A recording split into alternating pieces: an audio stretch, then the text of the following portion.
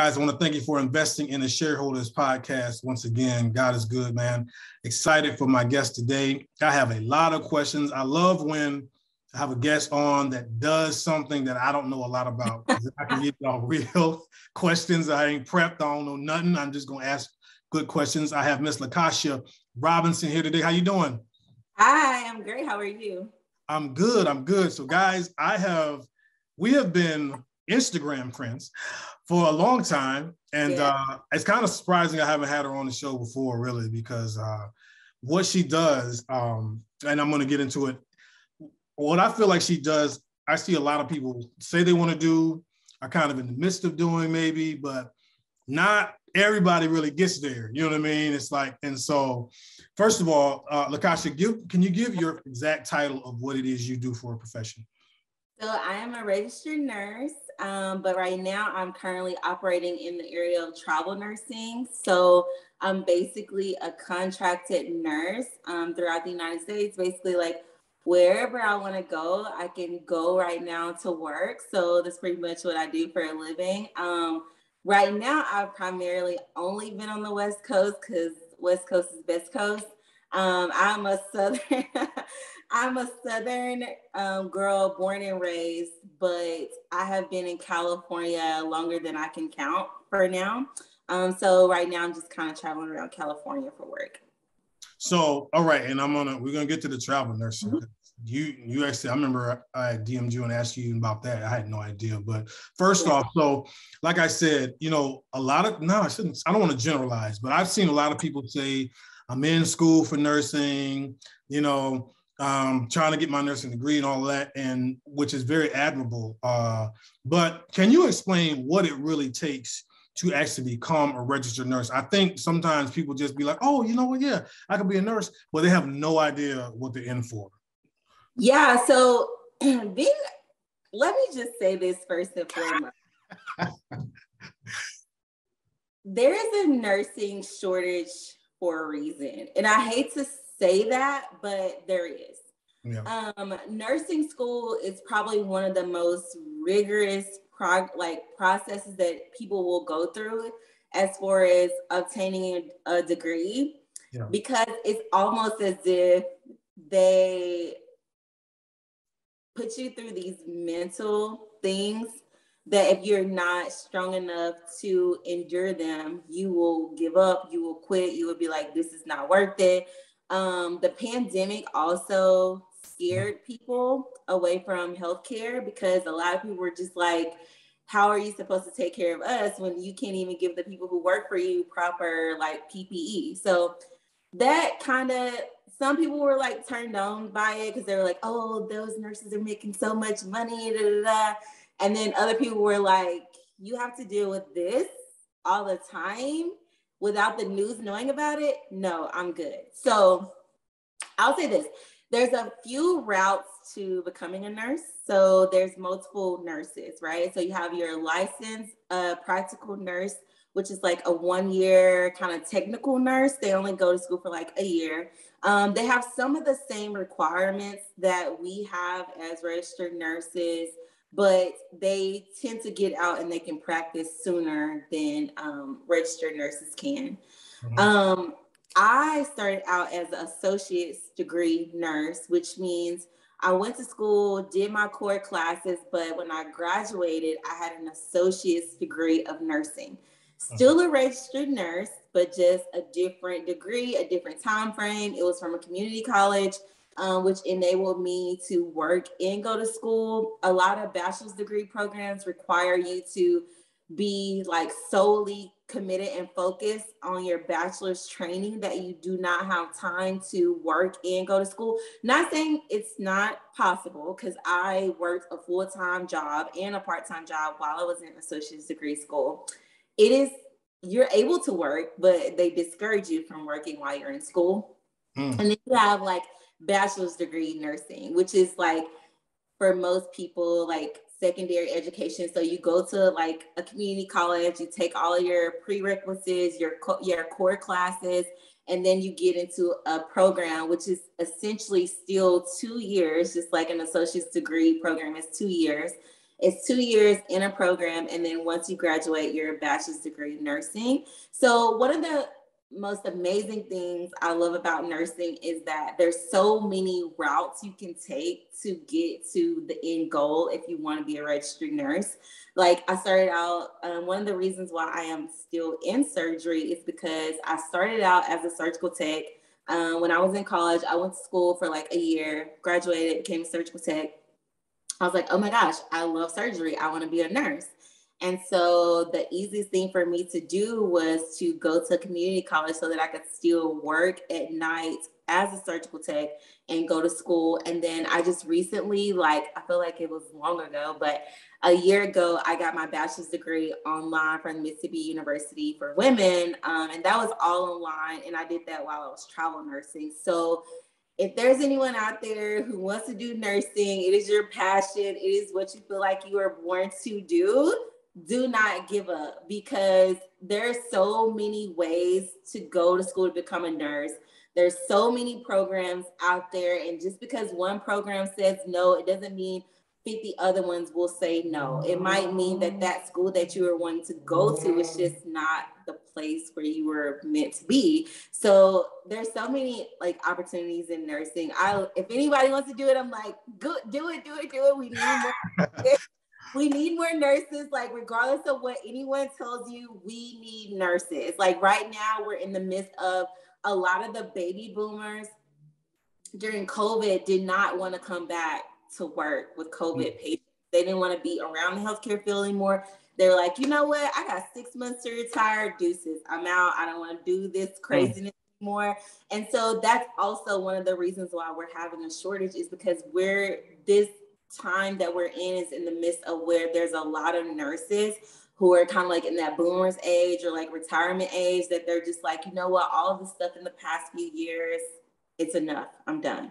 Okay, now wait a minute. I want to ask you, because I want to get to the pandemic effect, but you said surgical nurse. Now, and this is something I've always wondered. It's like, when you get your nursing degree, can you just nurse for everybody, or are there really like kind of like concentrations, kind of like with doctors where, well, I'm a nurse that just kind of helps this group, or I'm a nurse. Is that how it breaks down too? Absolutely. Yes. Okay. So you have multiple specialties that you can work in. You can be an inpatient nurse where you work with like 6 to 7 to whatever the ratio is at your hospital, where you're basically on, like, if you were visiting someone in the hospital and they were like in a regular patient room, that's called like a med surg nurse.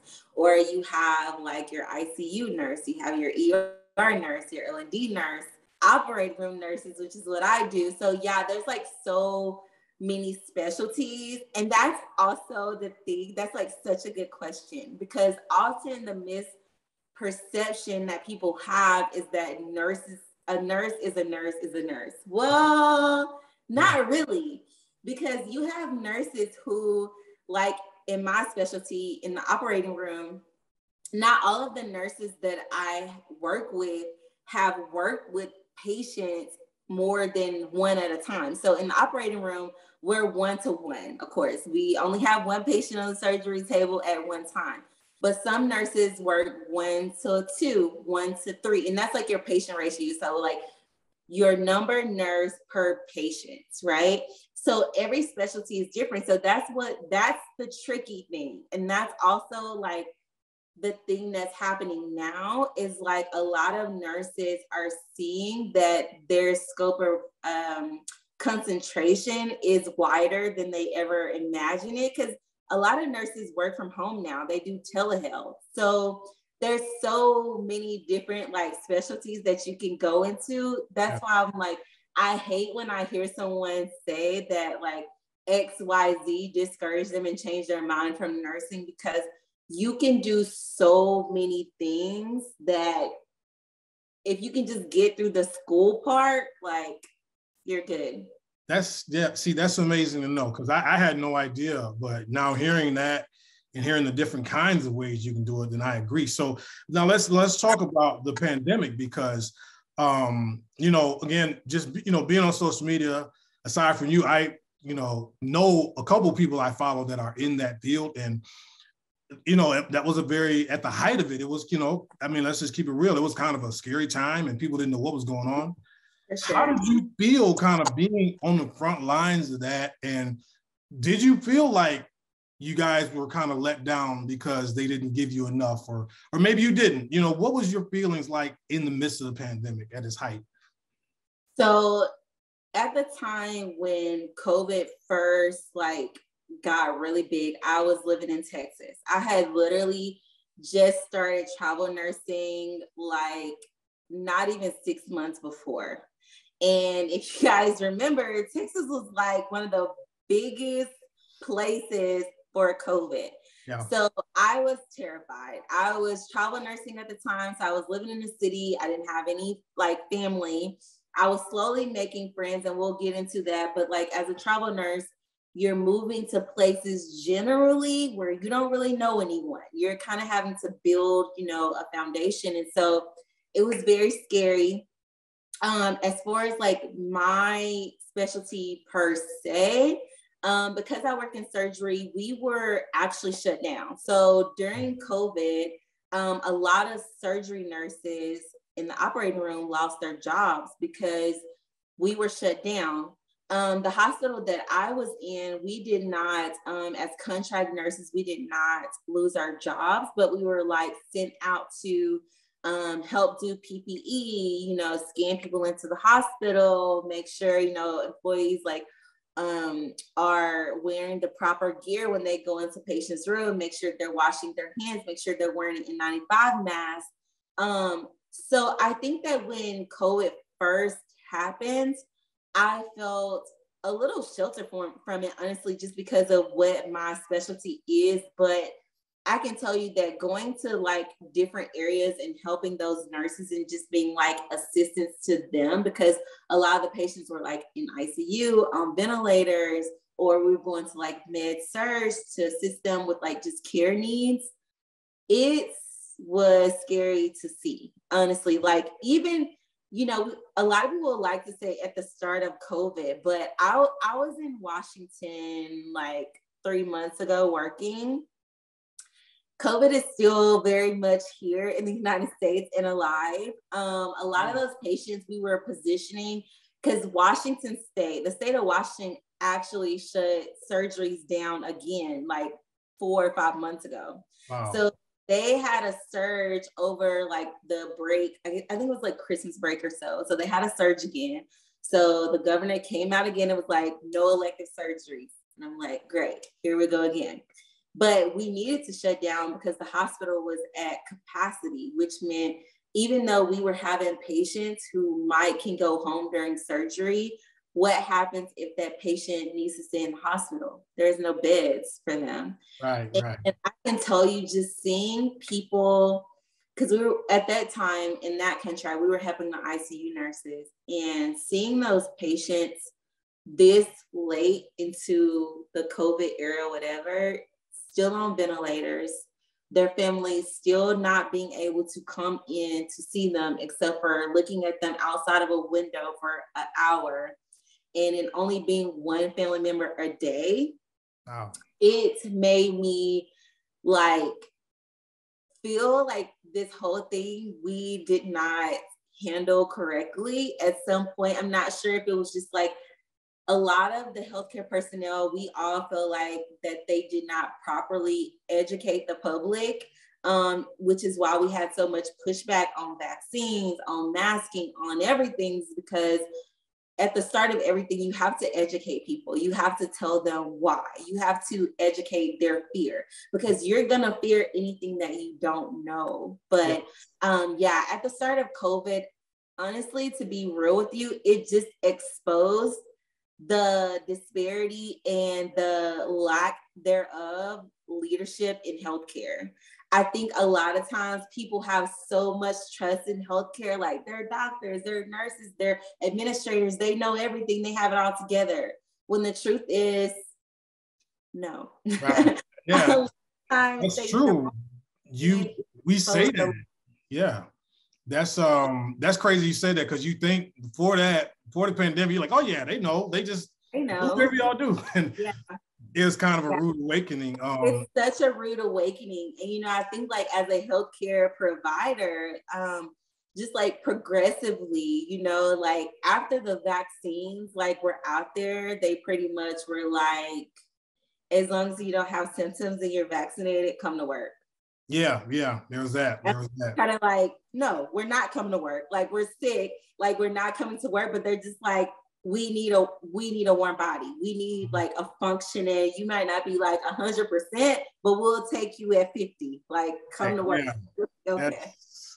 That was crazy. And I first of all, I want to say shout out to all those frontline workers. You, absolutely. That was, I used to just be like, man, they are, I mean, we know you guys are heroes just helping people out, but that was so heroic. But okay, let me transition because again, being on social media, I remember I saw a girl, and I don't even know if she's a follower or not, but she's like, y'all, listen, travel nursing is where it's at. Girl, I'm doing this. Boy, I'm doing that, baby, you know. And she was dressed real nice. And when I said travel, I was like, what does that mean? And so I remember I thought about you. I was like, I know she's in the nursing. And I asked you, and you kind of told me. So for those that don't know, because I had never, this is probably like a year ago, I'd never heard that before. What specifically is travel nursing as opposed to just nursing in and of itself? So travel nursing is basically you're a contract nurse or at-will nurse. So I'll just speak from like my personal experience because I can't speak for all travel nurses, because right now you have local travel nurses, you have per diem nurses, you have like, it's such a big, like broad term at this point in the world. But so travel nursing, as far as like my standpoint, is basically means that I am working 50 miles or far enough away from my permanent address that it is considered travel because I am not able to go back to my permanent residency every night, right? Okay. So some nurses still like their local travel, but they are able to go home and they're able to like function every day, but they're just being paid a little more than what the hospital would normally pay a nurse. So that's basically what it means. It's like you're a contract nurse, you're contracted for 8, so you can be contracted for 4, 8, 16, 13, however many weeks the hospital and the traveler sees fit. I am typically like a, whatever you call a traditional travel nurse. So a lot of the things that hyped people up during COVID was the money. Everybody saw like the money. Well, the thing was, it wasn't new. Travel nursing wasn't a new entity when COVID happened. It just basically uncovered what we were. Because no one knew, like people knew about travel nursing, but most people are like skeptical about it. They're like, oh, like, but I want to do it, but I can show up in this city and then they say, oh, we don't need you anymore. And boom, I'm all the way across the country about to start a new job that's saying that they don't even need me anymore. Uh-huh. So I think that with COVID, a lot of people saw like the big numbers, like some nurses who were like basically working like with certain companies were making like over 10 grand, 15 grand, whatever per week. But those were because those were crisis contracts, which means those companies were like in such dire need that they were like, we're going to pay you XYZ. We're going to provide you somewhere to stay. We're going to like provide transportation for you to go to work, whatever. But traditional travel nurses, we ain't seeing that kind of money. Okay. So I always like to tell people that, because one of the biggest misconceptions I think with just the general public is that we're all making 10K a week. That's not true. Okay. And COVID, hospitals ain't paying COVID money anymore. And I think a lot of nurses are seeing that. A lot of nurses like left the bedside because they were like, oh my gosh, I'm going to make 10K a week forever. And hospitals who could not even afford to buy you an N95 mask, they're not going to pay you 10K a week forever. Okay.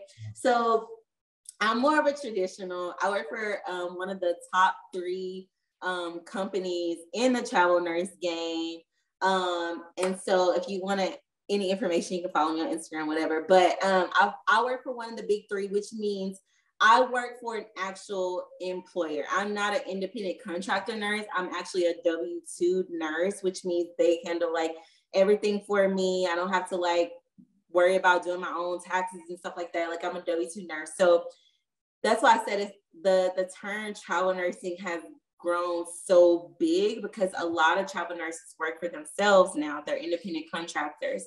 Me personally, I'm a little lazy. Like I have things that I like, and I don't want to have to like be, which I'm sure I could probably like make more money like that, but I just like to take the easy way out, you know, like go through my company. At the end of the year, they're going to do me like, just like in hospital, send me a W-2, make sure I have all my health insurance and stuff like that. Yeah. But some people choose not to go that route, and that is okay too. So, I think the biggest thing, honestly, Monty, is to be like completely honest, is what do you want out of it, right? Because some nurses are scared to do it because they don't want to leave their families, which I totally get. And local travel would probably be better for that nurse. Me personally, I love California. Like that's what I'm working right now. California, in my opinion, is hands down the best place to be a nurse. They have unions here. They have laws set in place. You're not going to work me all day and not give me a lunch break. You're going to give me a 15-minute break. Like you're going to make sure I have some resources. If I need anything, I know who to go to. So I love California nursing. And right now, it is enough for me to schedule time off to fly home to Mississippi to see my family, but not compromise like what I feel like my value is as a nurse. Because right now, I feel like I'm being paid my worth. I feel like, you know, I have a pretty good life, you know, so it's all about what you want out of it. Do you want to be like close to your family? Do you have to see your family every night? If not, maybe you need to travel a few states away to make the kind of money that you want to make. And I think that was like one of the biggest things that we saw was nurses during COVID was like, I want to own my own business. So I'm going to go work for this company that's paying $10K a week, and the working conditions might not be the best, but at the end of this, I'm going to take the year off and be home with my kids. So it honestly just depends on what you want from the experience. That's one of the reasons why I love like travel nursing.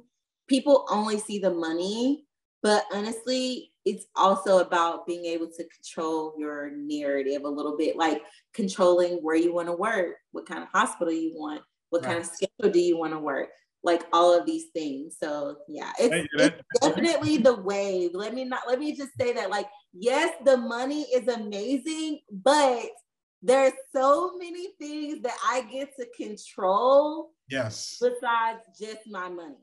Well, that's the thing. The freedom does help. You know, like you might make more, but you don't get as much freedom. So finishing up, I'm learning so much. And I love that she has all the wealth, not that you know everything, but it's such a wealth of information. But let's real quick, let's go back.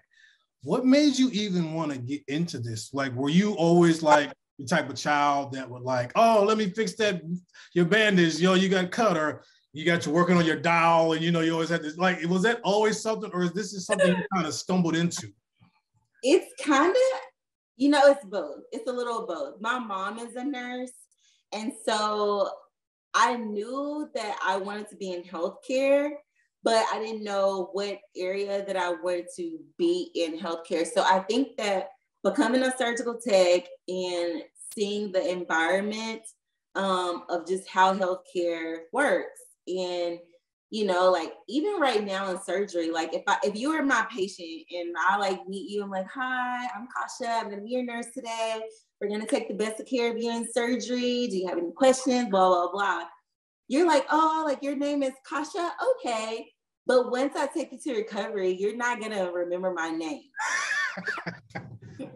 However, I love the fact that I know that we like have taken care of something that was like L you. Like, yeah. My favorite is orthopedics. So we get a lot of elderly people who break their hips, or, we might do a total joint. And I'm just like, even though this patient doesn't like remember my name at the end of the surgery, I know for sure that we've taken care of them and they're going to be better for it, So I think that just my personality in general, like, makes me literally love what I do as a nurse. But I would be like wrong to say that my mom didn't have influence on me, because like just seeing her being a nurse, hearing her stories, I eventually was like, yeah, I think I could do this for a living. So That's cool. That's cool to hear. See, you have the great personality. I've not always been blessed with nurses that feel like this. I remember I had a serious injury once. I dislocated my foot. So like I was playing basketball, came down wrong. My foot's going the wrong way. Very painful. Oh my gosh. Yeah, they take me to the hospital, and I'll never forget this. They're like first getting my insurance and stuff. And I started like getting the chills, I started getting the chills, like, oh my God. I remember the one nurse was like, sir, be still. I was like, okay, like, but because the pain, but then I remember the next nurse I got, she told me something I'll never forget, because the doctor was coming in and they were like looking at my foot and it's like going the wrong way. And so they were giving me something and she's like, it's going to be all right. And so I said, okay. I was like, so am I not going to feel this? And I'll never forget it. She said, well, you're not going to remember this, right? So whatever they gave me, my friends were there, and they said when they snapped your foot back, they were like, you yelled, like, oh, I don't remember it because whatever they gave me. And she was right. She was like, you're not going to remember it, but I ain't going to say you ain't going to feel it. But it is, they call it that bedside manner, I guess. It's good that you create that comfort for people, and you have a good personality, you're talkative. I always feel that. So guys, I hope y'all learned something, man. Before I go, we ask every guest on Shareholders podcast, I'm gonna ask Lakashia as well, have you read anything, or are you reading anything interesting right now? It can be about anything. I am reading this book called Black Girls Must Die Exhausted by Jane Allen. Oh, wow. Let me just tell you, it is a good one. So it's basically, I don't want to ruin it for anybody, but it's basically a book that's very relatable. It's talking about this lady and her journey. So basically, she's like this successful Black woman, has all her life together. She's like in her 30s, like me. And she's just like, I've done everything right. We have our checklist, like check, education, good job, all these things. And then she finds out that she might have trouble like producing like a baby. And so right now I'm like still in like the beginning phases, but it's just so comical because especially as like a successful like woman, you're told your whole life that if you have all of these things, then these things will follow. And then when you become an adult, you're like, that's not really true. Like, it just doesn't follow like that. Like, it just like, it's not like, okay, like I have my degree and boom, I'm going to be happily married by 30. Right. Like, no, usually it doesn't happen how you think. And so this book that I'm reading right now is just like really opening my eyes. Like, if this author wrote this book, that means that I'm not the only one like in this struggle. Like, I'm not the only 30 something that's like, why do I have a great job, a great this, a great that? Hard to date, it's hard to do this, hard to do that, because you're buying like, everyone tells you not to have a baby or like a kid when you're so young, but like now that you're 30, everyone say like you're gonna be too old. So it's like, it's never right. You can't standards in society. No one's ever gonna be happy. So at the end of the day, you just gotta be happy, be on your own journey, and just know that everything happens for a reason. Yep. So wherever you are right now in life, that's because you're meant to be there. It might feel uncomfortable. And that was one of the things I want to say about travel nursing is like people see so many amazing things that travel, because like social media is really big with a lot of travel nurse influencers right now, but a lot of travel nurse influencers don't talk about how it gets lonely. How it's hard sometimes to make friends from city to city because you're only there 3 months, sorry. So most of us are only in a place for 3 months, and people are like, they want to be your friend, but they're like, oh, you're leaving in a few months, so what's the use, or if you extend, you run the risk of, I got really close to these people and now I'm having to leave. And so everyone sees like the glamour, the name brand things, the big buys and stuff like that about travel nursing, but they don't see like the sacrifice you risk, missing really big events with your families, not having a solid support system, having to build up every single place you go. And so that's one of the reasons why I love this book, is because so many of the things she's talking about, I'm like, oh my gosh, like this is my life right now. This is my life. So if you're out there and you want a good summer read, Black Girls Must Die Exhausted is literally a great read right now. Wow. Love that recommendation. Guys, that's the show. I'm sorry. Lakashia, let people know if you're an aspiring nurse or want to get in the game, where can they find you? Maybe ask you a few more questions. Yes, please. If you are a nurse and you are looking to get into nursing, to get into travel nursing, to also get into the operating room, because we need some more operating room nurses. I'll say that. You can follow me on Instagram at Lakashia R. That is probably the best way to contact me, because I'm always on Instagram. I'm always like, you can always reach me there. If you want to follow me, I post a lot of like interesting things and stories about where I am, what I'm doing. So Lakashia R, LAKASHIA R on Instagram. Yes, guys, it's a great follow. Trust me, I've been following for a while. You're going to learn a lot, but Lakashia, I can't thank you enough. This was outstanding. Thank you for the invite. Thank you for the invite. Yes. I mean, you really kept it real too. I like how you kind of, even the loneliness part, like a lot of people see that glitz and glamour, but that's a great point. You're 3 months, one spot, then you got to leave, and that can take a toll too. But man, you're really doing a great job, and all those out there.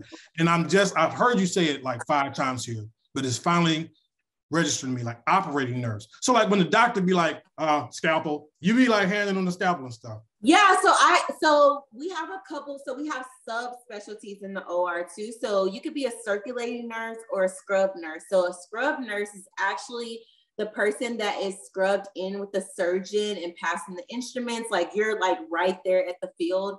Or we have surgical techs who also do that as well, which is what I did before I became a nurse. I was a surgical tech.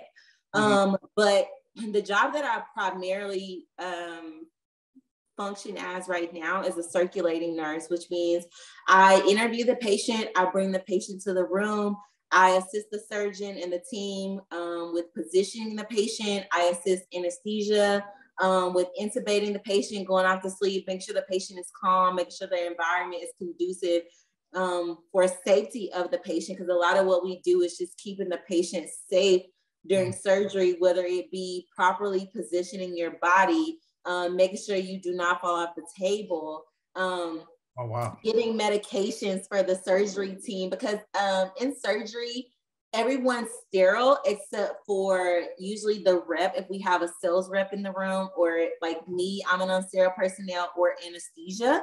And so usually if they need anything during surgery, you're the runner, you're the person to go out the room and get it. If they need more medications, you're the person to go get it.